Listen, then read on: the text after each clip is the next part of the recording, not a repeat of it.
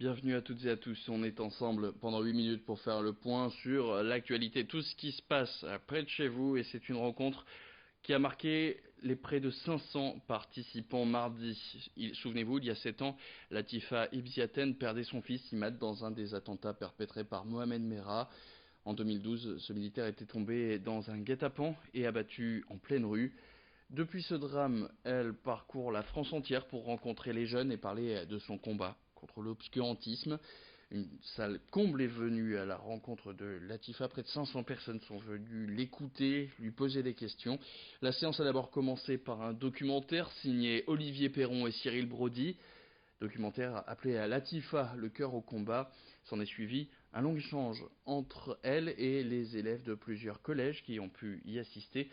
Un témoignage poignant qui laisse rarement indifférents ceux qui ont la chance de pouvoir l'écouter. Lucilbert Constant a assisté pour nous à cette conférence. Elle a interviewé Latifa Ibziaten que je vous propose tout de suite d'écouter. J'ai appris beaucoup de fragilité, c'est ça qui me chagrine beaucoup, beaucoup de fragilité, beaucoup de souffrance.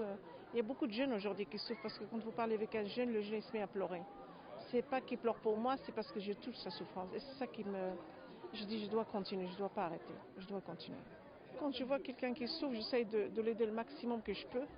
Et je me mets à sa place, parce que je sais que c'est la souffrance, c'est pas la même, mais si on l'aide pas, qu'est-ce que va devenir ce jeune, ou cette jeune fille, ou ce parent? On doit être attentif, on doit être à l'écoute, et on doit transmettre aussi de l'amour, parce que l'amour, ça fait grandir, ça fait le bonheur. Sans amour, on n'avancera pas. Allez, on parle maintenant emploi et le groupe Keolis qui gère les transports iléviens entre autres et l'AFPA, un organisme de formation, se sont associés pour développer un projet.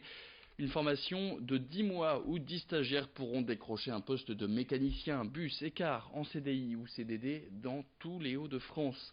Ces personnes sans qualification en mécanique pourront bénéficier de 10 mois d'apprentissage avec l'AFPA, soit 1200 heures, dont 142 stages dans les filiales de Keolis dans la région. La formation financée par les Hauts-de-France permettra aux stagiaires d'obtenir les compétences nécessaires pour assurer l'entretien et la réparation des bus et des cars. Ouverte à tous sans distinction d'âge ou de diplôme, cette formation se déroulera dans le centre de l'AFPA du côté de Douai. Alors si vous êtes intéressé, les adresses mail pour contacter l'AFPA ou Keolis sont disponibles sur nos pages Facebook Grand Lille TV et Grand Littoral TV. Écoutez tout de suite cette interview signée Alicia Sanfilippo. Grosso modo, c'est l'entretien des véhicules, donc les pannes, recherche de pannes, les réparations, l'entretien courant, donc les vidanges, tout ce qui est attrait à l'entretien des véhicules. Il faut être motivé, polyvalent, être capable de faire de tout, physiquement présent. Il ne faut pas de qualification spécifique pour rentrer dans la formation.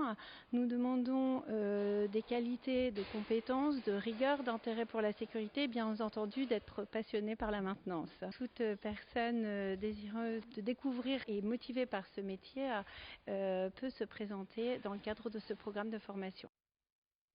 On parle météo maintenant dans cette édition, ça n'a échappé à personne. On nous dit quand même, on fait ce qu'il nous plaît, mais on continue quand même à ne pas nous découvrir d'un fil. La faute à cette vague de froid qui s'abat sur la région depuis plusieurs jours. Par exemple, le week-end dernier, nous étions en moyenne 6 degrés en dessous des normales de saison. Alors jusqu'à quand allons-nous devoir garder nos épais manteaux? Eh bien la réponse tout de suite avec Ange Noiret, prévisionniste de la chaîne Météo.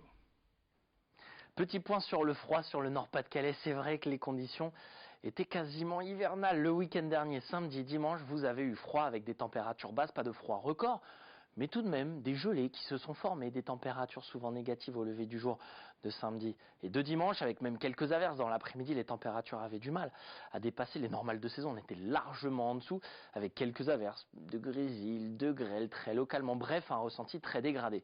Ça s'est amélioré lundi. Mardi, de plus en plus de soleil, des températures qui se rapprochent tout doucement des normales de saison. Ça ne va pas durer. Pour ces prochains jours, les températures vont redescendre tout doucement. Pas de froid en prévision, mais uniquement ce ressenti automnal, avec des pluies qui vont se succéder jusqu'à samedi inclus. Vous allez avoir des pluies sur la quasi-totalité du Nord-Pas-de-Calais, des pluies faibles à modérées. Et puis côté température, elles vont rester 3-4 degrés en dessous des normales de saison. On ne parle pas de froid en prévision, mais uniquement ce ressenti automnal qui va s'atténuer à partir de dimanche, lundi de la semaine prochaine. Un petit peu de patience. Et donc de la pluie ces derniers jours, vous l'avez donc bien compris, notamment ce mercredi, le 8 mai, qui a été un peu un jour phare pour les passionnés de braderie qui ont eu lieu un peu partout dans la région. Une braderie donc en extérieur mouillé et pourquoi pas une braderie en intérieur. Voilà le nouveau projet qui se passe du côté de Marquette-les-Lys. Ça s'appelle Bradway et ici Alems Rouly et son associé vont ouvrir ce hangar de 600 mètres carrés dans lequel se seront installés une trentaine de stands de 3 mètres cubes chacun. Les vendeurs viendront déposer les objets dont ils vont fixer le prix comme dans une vraie braderie. La location d'un stand coûte 18 € la semaine, mais là où ça change, c'est que c'est l'équipe de Bradway qui se charge de la vente et qui collectera 30% du prix de chaque objet bradé. Le lieu ouvrira ses portes le 13 mai prochain et deviendra le plus grand lieu de braderie permanent et couvert des Hauts-de-France. Plus d'explications tout de suite dans cette interview signée Lucille Berthe-Constant.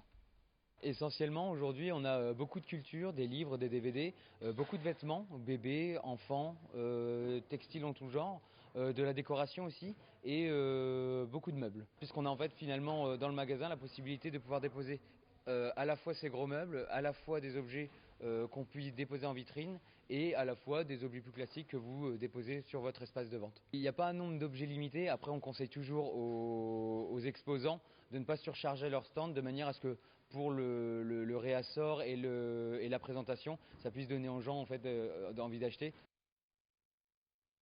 Et puis on termine cette édition avec cette info. En bref, cette nouvelle offre de réduction SNCF lancée aujourd'hui. Une offre qui se développe en 4 cartes avantages, une jeune, une senior, une week-end et une famille. Toutes coûtent 49 € et seront utilisables pour les TGV classiques, Intercité et TER. Elles apporteront une réduction de 30% pour les adultes et 60% pour les enfants. C'est la fin de cette édition. Merci à toutes et à tous de l'avoir suivi. Je vous laisse avec vos prévisions météo.